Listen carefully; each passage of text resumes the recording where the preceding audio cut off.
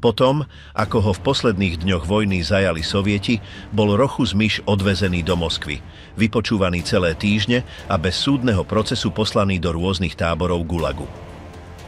Strávil takmer 9 rokov sťahovaním, nútenými prácami a povinným mlčaním.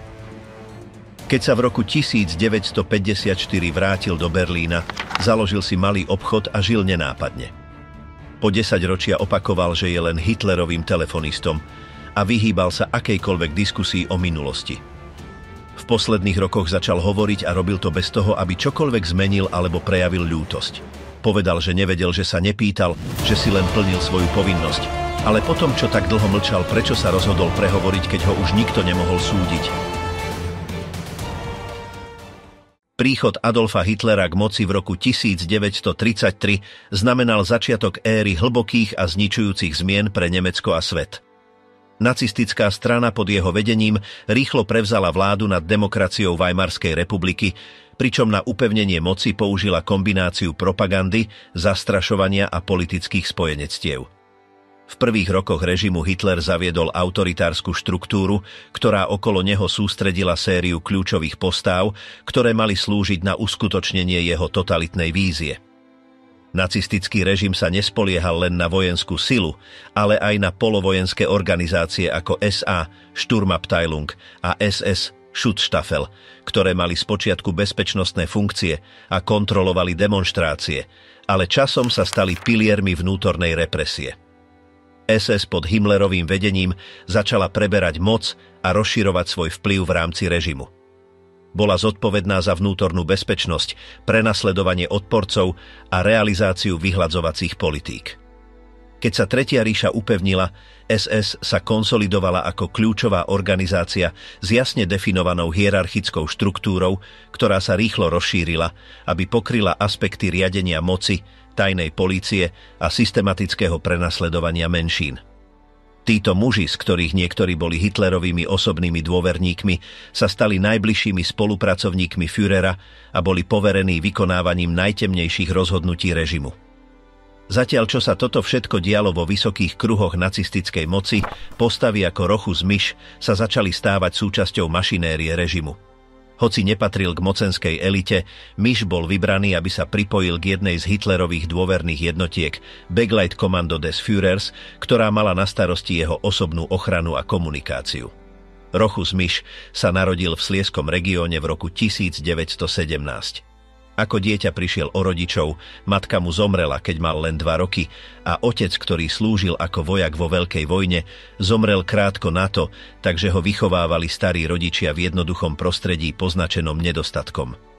Už od mladosti mal sklon k kresleniu a uvažoval o štúdiu grafického umelca, hoci politická a hospodárska situácia v Nemecku v 30. rokoch tieto očakávania zmenila. Vzostup národno-socialistickej strany sa zhodoval s jeho dospievaním a podobne ako mnohí iní z jeho generácie, bol ovplyvnený propagandou, túžbou po stabilite a prísľubom inej budúcnosti. Život v Sliesku ponúkal málo alternatív a armáda sa javila ako bezpečné východisko. Po dosiahnutí plnoletosti nastúpil do učilišťa a zároveň začal uvažovať o trvalej vojenskej službe. V roku 1937 sa prihlásil do novovytvorenej Waffen-SS, jednotky, ktorá bola vytvorená ako vojenské rameno SS, odlišné od tradičných útvarov regulárnej armády. Jeho vstup nebol výsledkom hlbokého ideologického presvedčenia, ale príležitosťou zabezpečiť si stabilné zamestnanie s pravidelným platom a disciplinovaným rámcom, ktorý mu ponúkal perspektívu. Po naverbovaní absolvoval základný výcvik v telesných cvičeniach, používaní zbraní a striktnej poslušnosti. Výcvik bol prísny a jeho cieľom bolo vycvičiť odolných vojakov, ktorí by boli schopní bez váhania plniť rozkazy. Jeho prvé zaradenie bolo v rote Leibstandarte SS Adolf Hitler, elitnej Führerovej garde, hoci vo vojenských polných funkciách. V septembri 1939 sa zúčastnil invázie do Poľska, prvej veľkej operácie vojny. Počas tohto postupu bol ťažko zranený do hrudníka paľbou nepriateľa, čo ho na niekoľko mesiacov vyradilo z boja. Bol prevezený do poľných nemocníc, kde zostal na dlhodobej rekonvalescencii. Jeho stav mu nedovoľoval vrátiť sa na front a lekári mu odporučili preradenie na menej fyzicky náročné úlohy. Táto okolnosť zmenila priebeh jeho života, pretože namiesto návratu do bojovej divízie bol presmerovaný do vnútorných služieb SS. V roku 1940 bol pridelený k Begleitkommando des Führers, malému oddielu zodpovednému za osobnú bezpečnosť Hitlera. Skupina sa skladala z niekoľkých starostlivo vybraných mužov a jej funkcia kombinovala fyzickú ochranu vodcu s úlohami posla a komunikácie. Mišov presun do tejto jednotky nebol výsledkom osobnej žiadosti, ale administratívneho rozhodnutia na základe jeho zdravotného stavu a potreby obsadiť voľné miesta. Tak sa z radového vojaka v polnej rote stal členom užšieho kruhu okolo Führera. Vstup do tohto útvaru znamenal radikálnu zmenu v jeho rutine. Už nebol bojovníkom v zákopoch ani regrútom na cvičeniach, ale členom najbližšej eskorty nemeckej hlavy štátu. Od začiatku dostal jasné pokyny. Musel byť vždy k dispozícii, plniť príkazy bezodkladne, nezasahovať do rozhovorov a zachovávať absolútne mlčanie o tom, čo videl alebo počul.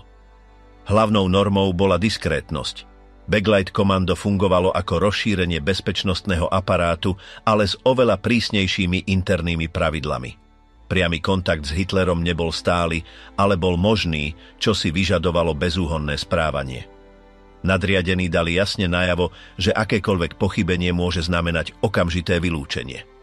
Prvýkrát Miš videl Hitlera osobne v Berlíne v roku 1940, keď už bol formálne súčasťou eskorty. Nedialo sa žiadne špeciálne predstavenie ani rozhovor, jednoducho ho pozoroval prechádzať obklopeného dôstojníkmi, zatiaľ čo on plnil svoju funkciu spojky. Táto scéna znamenala začiatok vzťahu blízkosti bez familiárnosti. Odvtedy sa Miš stal jedným z mužov, ktorí sprevádzali Führera pri presunoch, cestách a pobytoch v rôznych hlavných štáboch. Jeho úloha bola dvojaká. Pôsobil ako posol a vykonával funkcie operátora v osobnej telefónnej ústredni, ktorá bola inštalovaná všade, kam sa Hitler presunul. Posielanie správ spočívalo v prenášaní dôverných dokumentov a správ medzi úradmi, ministerstvami a vojenskými veliteľstvami. Musel sa pohybovať rýchlo a bez toho, aby vzbudil podozrenie, často v oficiálnych autách s monitorovanými trasami. Komunikačné úlohy boli ešte chúlostivejšie. Bol zodpovedný za otváranie liniek, spájanie šifrovaných hovorov a udržiavanie osobného komunikačného systému Führera v prevádzke. Bola to technická práca, ktorá si vyžadovala absolútnu presnosť, kde nebol priestor na chyby ani oneskorenia. Hitlerov aparát závisel od tejto siete a tí, ktorí ju obsluhovali, mali zodpovednosť zabezpečiť jej nepretržitú prevádzku. Atmosféra v hlavnom veliteľstve bola poznačená vážnosťou. Dôstojníci, asistenti, sekretárky a ochrankári sa pohybovali opatrne a vyhýbali sa akýmkoľvek zbytočným gestám. Moc sa neprejavovala krikom ani prehnanými demonštráciami, ale dlhým tichom, pevnými pohľadmi a strohými príkazmi. Miš sa čoskoro prispôsobil tejto atmosfére. Naučil sa miznúť na chodbách, chodiť bez toho, aby upútal pozornosť, byť prítomný a nebyť videný.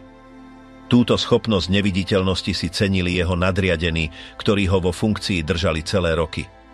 Sám si uvedomoval, že dôležité nie je to, čo vedel, ale to, o čom mlčal. Hitlerové rezidencie, ako napríklad Berghof v Obersalzbergu alebo kancelária v Berlíne, boli miestami, kde Miš vykonával svoju prácu. Pri každom presune musel sprevádzať presun telefónnej ústredne, uistiť sa, že linky sú pripravené pred príchodom Führera a zostať v pohotovosti počas pracovných dní. Postup bol vždy rovnaký: inštalovať, otestovať, pripojiť a monitorovať. Úspech spočíval v tom, že si nikto nevšimol jeho prítomnosť. Keď Hitler kráčal po chodbách, personál sa stiahol a sklonil pohľad. Miš robil to isté. Nebol priestor na banálne rozhovory ani na interakcie mimo protokolu. Cesty boli neustále. Hitler cestoval špeciálnym vlakom, lietadlom alebo konvojom a s ním sa presúval aj jeho bezpečnostný a komunikačný tím. Miš bol súčasťou týchto presunov, vždy dbal na to, aby namontoval alebo demontoval zariadenie, skontroloval pripojenia a zabezpečil, aby všetko fungovalo bez prerušenia. Vo vlaku známom ako Amerika, upravenom ako pancierový vozeň pre Führera, boli zriadené komunikačné kabíny, kde musel pracovať dlhé hodiny. Na letiskách boli inštalované dočasné zariadenia, ktoré musel presne ovládať. Každý presun bol logistickou operáciou, ktorá si vyžadovala disciplínu a koordináciu a pre Miša sa stala súčasťou rutiny.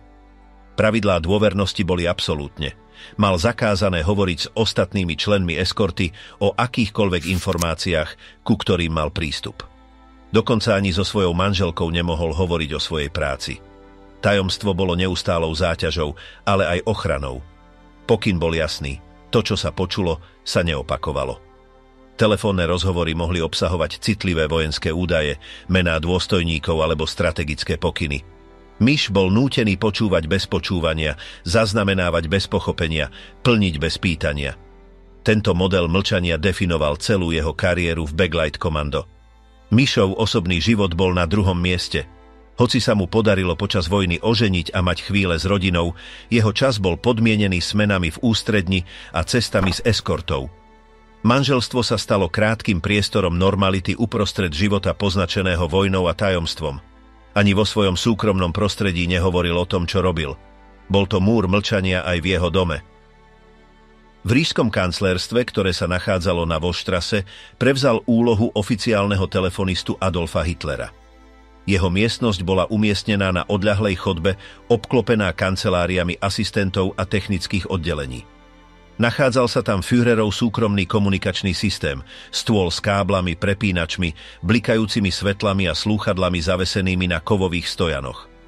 Jeho úlohou bolo obsluhovať tento systém a zabezpečiť, aby komunikácia hlavy štátu s ministerstvami, veliteľstvami a vojenským velením zostala otvorená. Systém bol zložitý, s presnými kódmi a šifrovanými linkami, ktoré sa museli udržiavať bez prerušenia. Akákoľvek chyba by mohla ohroziť kľúčovú komunikáciu. Miš, vždy pozorný, spájal hovory medzi Berlínom a veliteľstvami v Poľsku, Francúzsku alebo Nórsku s milimetrovou presnosťou. Disciplína v jeho práci bola absolútna, bez priestoru na chyby, kde rýchlosť a presnosť boli nevyhnutné. Atmosféra v kancelárstve bola definovaná neustálym tichom. Zamestnanci sa pohybovali po chodbách bez hluku a hoci telefóny zvonili v blízkych kanceláriách, elektrický šum z Mišovej komunikačnej tabule všetko tlmil. Príkazy boli krátke, výmena slov minimálna. Himmler, Goebbels, Göring a ďalší funkcionári sa tam pohybovali bez toho, aby si vymenili niečo viac ako letmé pohľady a gestá uznania. V tomto prostredí bol fyzický a verbálny kontakt minimálny. Hierarchia sa signalizovala jednoduchými gestami. Práca v kancelárstve si vyžadovala neviditeľnú disciplínu.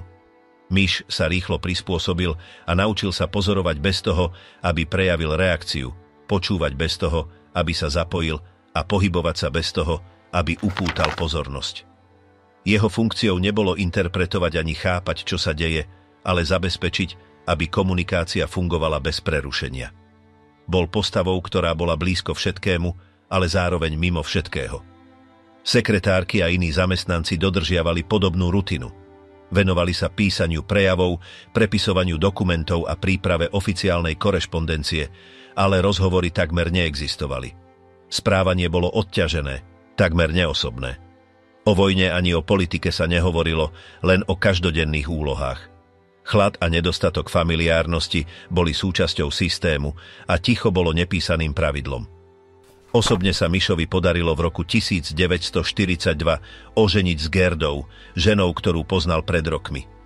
Ich manželstvo bolo krátke, s niekoľkými dňami voľna a darom od kancelárstva, 2 debnami vína a peňažným bonusom. Hoci Mišova práca bola stále jeho prioritou, manželstvo mu ponúklo oddych uprostred neustáleho tlaku prostredia, v ktorom žil. Prestávky v jeho práci však boli vždy krátke. Jeho život naďalej diktovala denná rutina. Postupom času sa kancelárstvo stalo hlavným Hitlerovým operačným centrom a Mišove cesty sa stali menej časté.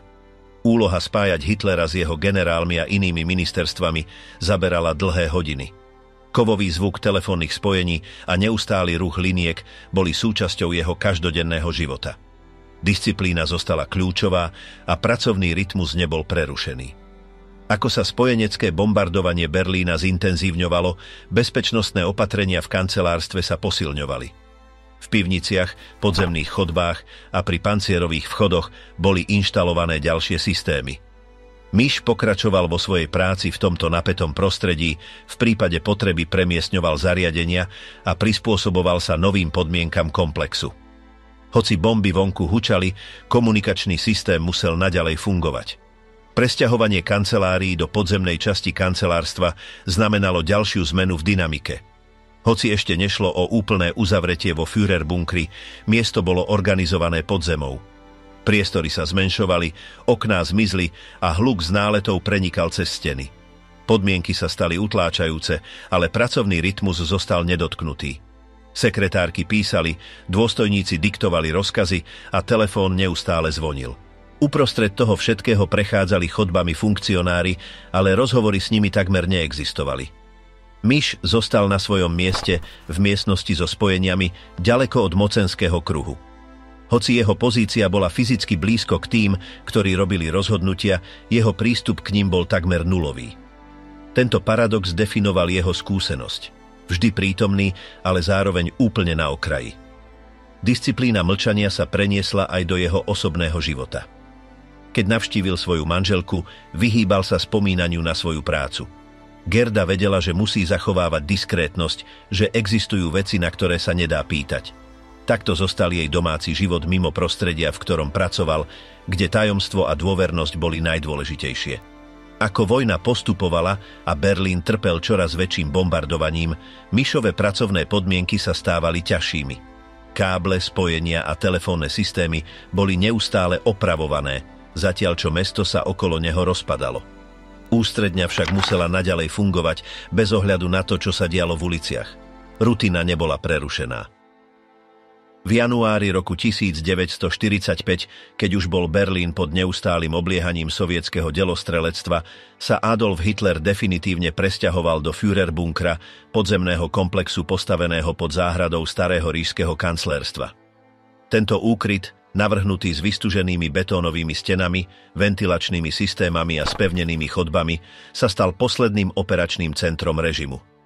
Rochus Miš dostal príkaz, aby tam zriadil svoje pracovisko, presťahoval súkromnú telefónnu ústredňu, ktorá mala udržiavať v prevádzke posledné spojenia medzi Hitlerom, armádou a ministerstvami, ktoré ešte stále fungovali.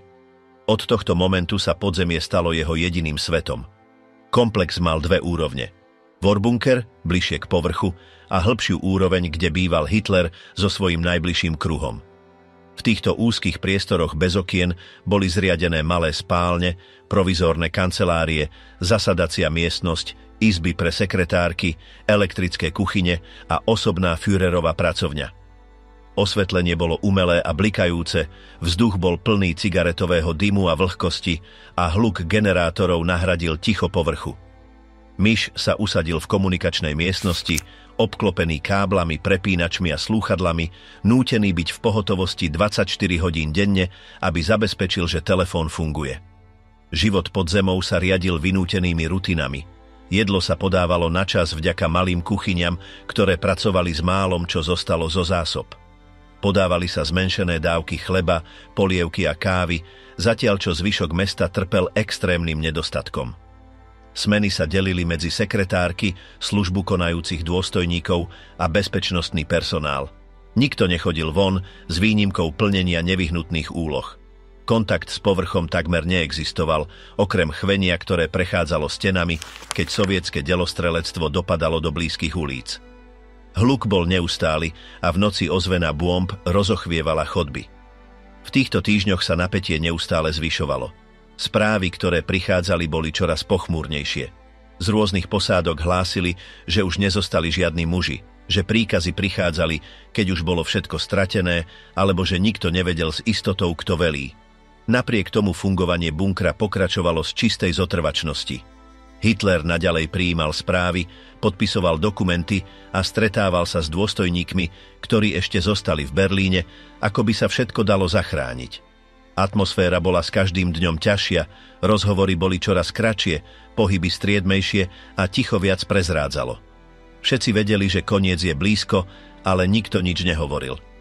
Návštevy Führerbunkra boli v tých týždňoch čoraz zriedkavejšie. Niektorí funkcionári prichádzali, aby sa rozlúčili alebo aby si vypočuli posledné inštrukcie Führera. Goebbels zostával neustále pri Hitlerovi, zatiaľ čo Bormann kontroloval prístup do jeho pracovne. Himmler a Göring sa už neobjavovali a keď sa spomínali ich mená, bolo to, aby ich obvinili zo zrady. Miš videl týchto mužov prechádzať po chodbách, počul ich hlasy za dverami, ale nezúčastňoval sa na rozhovoroch. Jeho úlohou bolo udržiavať linku otvorenú a čakať. Hitlerova postava v tých dňoch bola poznačená fyzickým vyčerpaním a izoláciou. Chodil zhrbený, vliekol nohy, s bledou tvárou a občas strateným pohľadom. Trávil hodiny vo svojej pracovni, prezeral si mapy, ktoré už neodrážali realitu, diktoval príkazy generálom, ktorí nemali žiadne vojská, a hovoril o strategických pohyboch, ktoré nebolo možné vykonať. Eva Braun, ubytovaná vo vedľajšej izbe, sa tvárila pokojne, bola starostlivo oblečená, správala sa, ako by sa vonkajší svet neboril. Organizovala malé stretnutia, ponúkala kávu alebo sa rozprávala so sekretárkami, vždy sa snažila zachovať zdanie normality. Mišov telefón zvonil čoraz menej, linky na západ padali jedna za druhou, až kým sa stali nepoužiteľnými. Koncom apríla jediné spojenia, ktoré ešte fungovali, boli interné alebo s blízkymi posádkami, ktoré symbolicky vzdorovali. 25. apríla bol Berlín úplne obkľúčený a bunker prestal byť veliteľským centrom a stal sa úkrytom bez východiska. Odvtedy sa napätie zmenilo na rezignáciu. 30. apríla popoludní, zatiaľ čo personál pokračoval vo svojej rutine uprostred čoraz hustejšieho ticha, Otto Günsche vyšiel z Hitlerovej súkromnej izby so strnulou tvárou a bez rozrušenia oznámil, že Führer zomrel. Eva Braun ležala vedľa neho, tiež bez života. Nikto nekričal, nikto nebežal.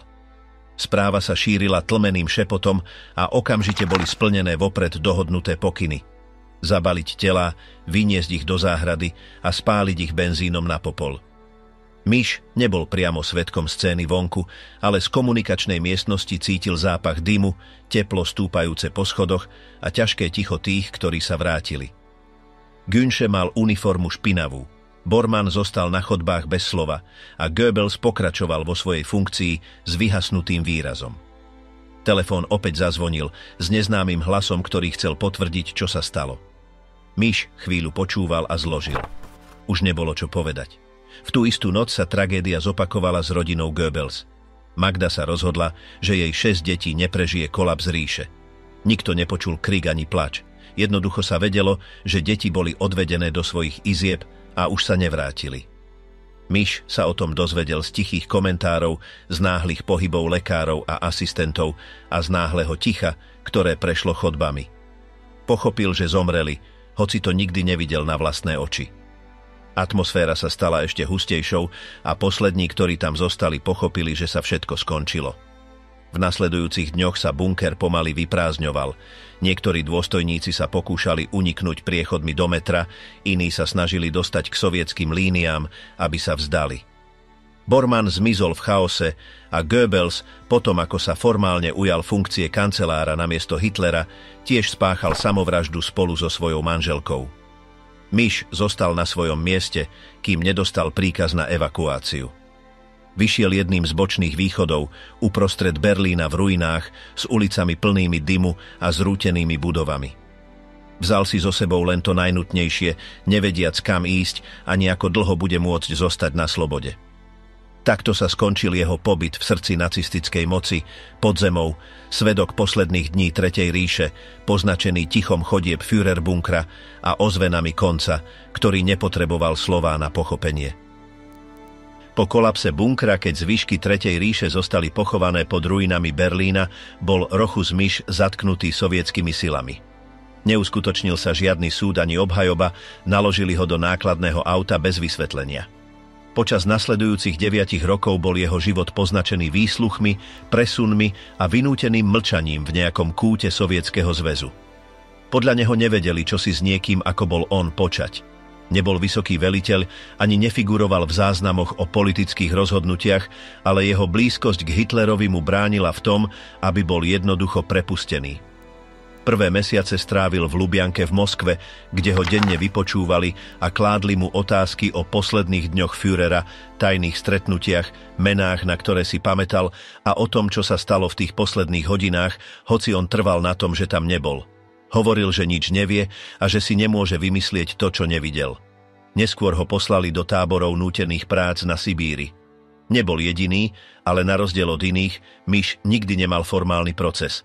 Držali ho uväzneného preto, čo reprezentoval, nie preto, čo urobil.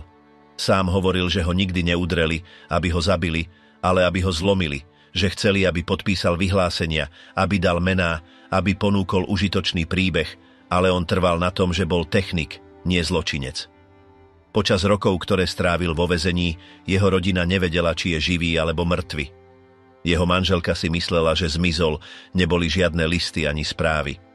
Keď ho nakoniec prepustili, vrátil sa do Berlína bez dokladov, bez peňazí a bez oficiálneho vysvetlenia. Nikto ho nečakal. Sám kráčal na adresu, na ktorú si pamätal, zaklopal na dvere a bola to jeho dcéra, ktorá ho spoznala. Povedal, že táto chvíľa bola ťažšia ako akýkoľvek deň v Rusku, pretože tam aspoň vedel, aké je jeho miesto. V Nemecku už nemal žiadne. V prvých rokoch po návrate sa snažil viesť normálny život. Otvoril si malý obchod s nábytkom, naučil sa opravovať staré predmety a vyhýbal sa otázkam. Susedia sa na neho pozerali s odstupom, niektorí vedeli, kto to je, iní sa tvárili, že si nespomínajú. O minulosti nehovoril. Nie zo hanby, ale preto, že nenašiel nikoho, s kým by o nej hovoril. Jeho verzia udalostí nikoho nezaujímala. História už bola napísaná a nebol v nej priestor na nuancy. Po 10 ročia neposkytoval rozhovory, ani sa nezúčastňoval na verejných diskusiách. Nechodil na stretnutia, ani nevyhľadával pozornosť. Hovoril, že už jej mal dosť. Postupom času ho začali vyhľadávať niektorí novinári. Chceli sa porozprávať s jedným z mála, ktorí boli v centre moci až do konca, a on súhlasil. Od 90. rokov sa v tlači objavili jeho prvé vyhlásenia. Odpovedal krátkými, bezemocionálnymi vetami, hovoril, že nevyjadruje názory, len rozpráva, čo videl. Keď sa ho pýtali, či ľutuje, odpovedal, že nemá prečo, nikdy nikoho nezabil, len plnil technické funkcie.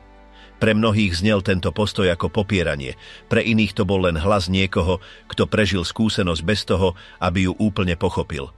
Nesnažil sa ospravedlniť neospravedlniteľné, len chcel objasniť, že jeho úloha bola obmedzená, že nerobil rozhodnutia, že sa nezúčastňoval na súkromných stretnutiach, že jeho svet bol svetom technickej komunikácie.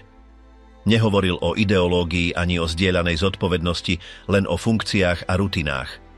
Roky odmietal napísať knihu, hovoril, že to nemá zmysel, že nikto neuverí jeho verzii. Ale ku koncu života súhlasil so zaznamenaním svojich spomienok. Urobil to bez príkras. Rozprával fakty zo svojho pohľadu, bez interpretácie alebo názorov. Kniha bola vydaná s jednoduchým názvom Posledný svedok. Opisoval v nej svoju prácu po boku Hitlera, dni v kancelárstve, popoludňa v bunkri, ticho posledných dní. Rozprával o tom, ako bol zadržaný, ako prežil Sibír, ako sa vrátil domov bez toho, aby skutočne pochopil, čo sa stalo. Na týchto stránkach nie sú žiadne obvinenia, žiadne ospravedlnenia, ani veľké odhalenia, len pokus vložiť do slov to, čo si v sebe uchovával viac ako polstoročia.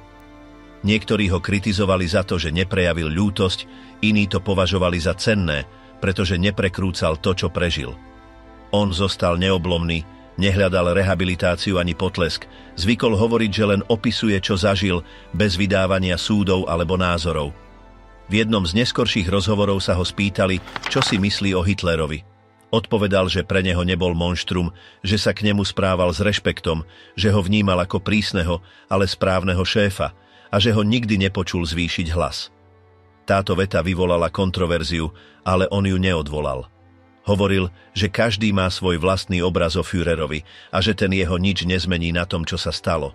Nepopieral zločiny režimu, len hovoril, že ich nevidel, nezažil, že neboli súčasťou jeho bezprostredného okolia. Miš zomrel v roku 2013.